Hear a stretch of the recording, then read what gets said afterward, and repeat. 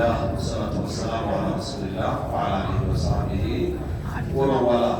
የዛሬ ቆይታችን የሚሆነው አጅሩል መጣ ወልሙሳፊሪን የህመምተኞችና የመንገደኞች የመልካም ስራ ምንዳ ምን ይመስላል የሚለው ነው የምንመለከተው።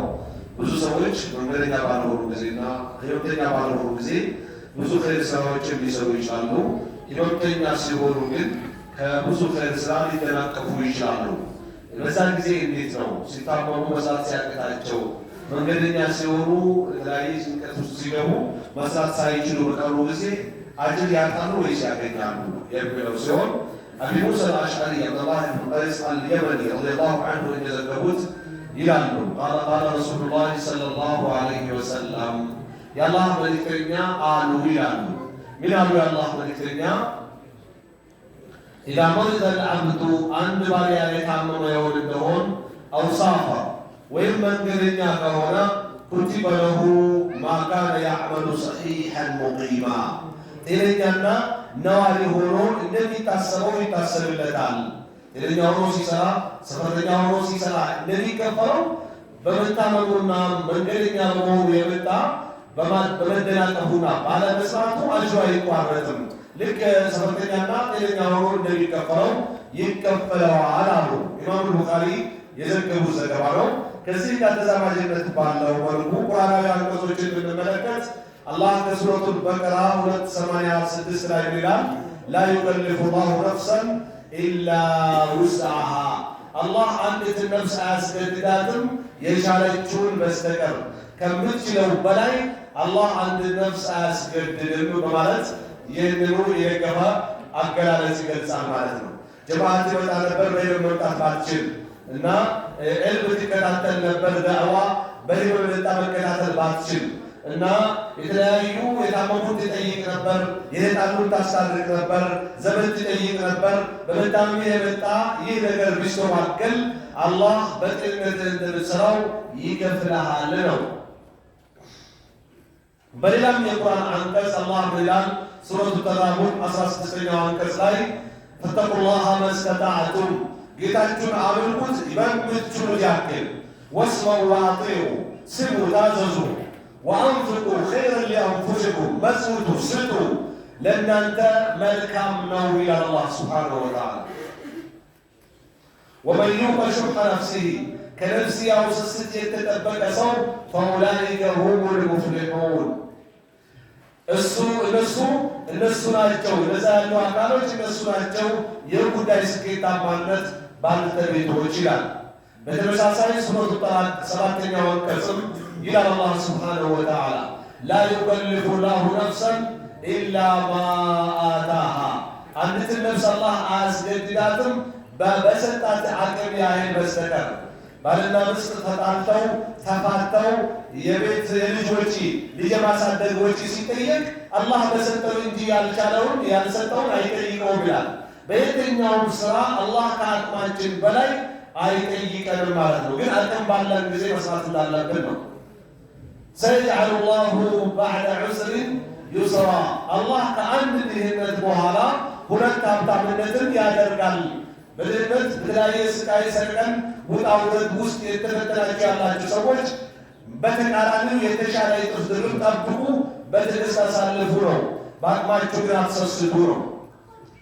ይህን አስመልክቶ ወይም ከዚህ ጋር ተዛማጅነት ባለው መልኩ አቡ ሁረይራ በዘገቡት ዘገባ እርሱ ዓለይሂ ሰላቱ ወሰላምን ሲሉ ሰማኋቸው ይላሉ አቡ ሁረይራ ማ ነሃይቱኩም ዐንሁ ፈጅተኒቡ አንድ ነገር ተው አይቻልም ካልኳችሁ ሙሉ በሙሉ ራቁት አሉ ረሱል ሰለላሁ ዐለይሂ ወሰለም።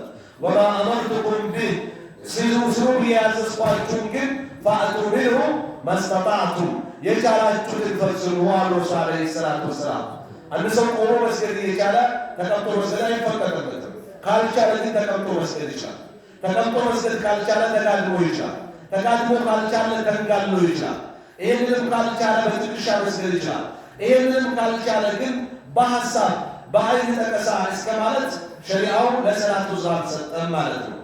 ባልቻልከው አላህ አይጠይቅህም ነው። ፈኢነማ አህለከ መን ካነ ቀብለኩም ከእናንተ በስተፊት የነበሩ ሰዎችን ያጠፋቸው ከስረቱ መሳኢልህም ጸጉር ስንጠቃት ጥያቄ ብዛታቸውና ማብዛታቸውና ወእክትላፉሁም ዐላ አንቢያኢሂም በነቢያቶቻቸው ላይ መናጋታቸው አምን ብሎ የነቢያቶቻቸውን ትእዛዝ አለመቀበላቸው ነው። አሁን እኛም ጋር የሌዋ ይሁን አይነት ነገር ጥያቄ ብናበዛ ካለ እዚህ ውስጥ እንገባለን። አሁን እኛም ጋር ነቢይ አይላክልንም። አጠገባችን ያለው አሊም ዳዒ መከተል ካቃተን ይኸው ኺላፍ ውስጥ ብለው ገብተናል። መጥፊያችን ላይ ነን ማለት ነው። ስለዚህ በተቻለ መጠን ጸጉር ስንጠቃ ጥያቄ ውስጥ መግባት የለብንም። የኔው ባልሆነ በሚል ከዕልም ገበታ መሸሽ አንሰማም፣ አናይም፣ አንቀመጥም ማለት የለብንም። ይሄ የመጥፊያ መገለጫ እንደሆነ የገለጹ ያሉት ረሱል ዓለይሂ ሰላቱ ወሰላም ቡኻሪና ሙስሊም የዘገቡት ዘገባ ነው። ስለዚህ እነዚህ ሁሉ ጥቅሶች ስንመለከታቸው ፈኢነ ላህ የክቱቡ ለሁ አጅር ለታመመ ወይም መንገደኛ ለሆነና በእነዚህ ሁለት ምክንያቶች ሌላ ጊዜ ይፈጽማቸው የነበሩ ስርዓተ ጸሎቶችን መፈጸም ላልቻለ ሰው አላህ ይጽፍለታል። የክቱቡ ላሁ ፈኢነ ላህ የክቱቡ ለሁ አጅር ካሚለን ሙሉ በሙሉ ልክ ጤነኛ ሆኖ ሰራተኛ ሆኖ እንደሚሰራው አላህ ይጽፍለታል። እንበላውን እናንተ ይህም ፕሮግራም የምትከታተሉ ሰዎች ናችሁ። አጋጣሚ አሟችሁ ሳትመጡ ብትቀሩ ወይ ያ ፕሮግራም ባያመት ጥሩ ነበር የሚል ያውሳችሁ ላይ ካለ እቤት ተቀምጣችሁ ይጻፍላችኋል። አላህ ሰምቶ የተባላችሁ የሰላተል ጀማዓውን እንደዚሁ የምትቀሩ ከሆነ ኪታብ ይዛችሁ ቁርአን ይዛችሁ የዛው። ስለዚህ በተቻለ መጠን እንዲጻፍልን በቅንነት ጊዜ መስራት አለብን። ከአነሁ ማዛለ ያዕመሉሃ የሚሰራት የነበረ ከመሆን እንዳልተወገደ ነው። አላህ ዘንድ የአኺራ አጅር የሚጻፍለት ባይሆን ብሽሩጥ በሶስት መስፈርቶች ናቸው። አንደኛው መስፈርት አንየኩነ ልዓመሉ ዓደተን ለህ ቀደም ሲል በጤንነቱ ጊዜ ቀደም ሲል ሰፈርተኛ በሆነ ጊዜ የሚሰራው ስራ መሆን አለበት። ቀብለ ልመረድ አው ሰፈር። ሁለተኛ አን ዩምነዐ ሚንሁ ሐቂቀተን በትክክል መስራት ያልቻለው መሆን አለበት። መንገደኛ መሆኑ ከቻለ ሊሰራው የሚችል ከሆነ መስራት ላይ አለበት። መስራት ያልቻለው መሆን አለበት። ቢሰበብ ልመረድ አው ሰፈር በመንገደኝነቱ ወይም በህመምተኝነቱ የመጣ መስራት ያልቻለው መሆን መቻል አለበት በትክክል።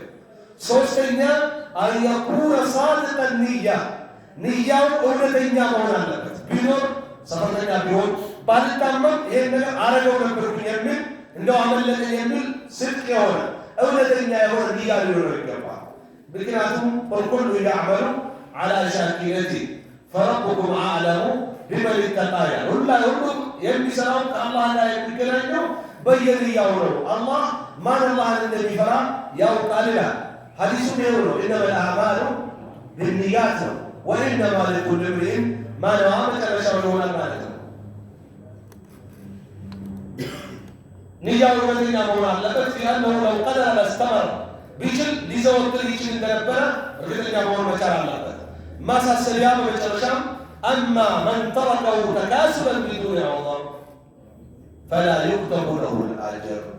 ይሄ የሚሆነው ቢችል የሚሰራው ከሆነ እነዚህ ሶስት መስፈርቶች ያሟላ ሆኖ ዑዝር ኖሮት ነው እንጂ ዑዝር ሳይኖሩ ዑዝርም ኖሮት መስራት እየቻለ አትስራ የሚል እገዳ ሳይኖርበት ሳይሰራ ሲቀር ነው ታክቶ የተወው ከሆነ እንደ ስራው አይታሰብለትም የሚለውን ማሳሰቢያ ሊኖር አይገባም።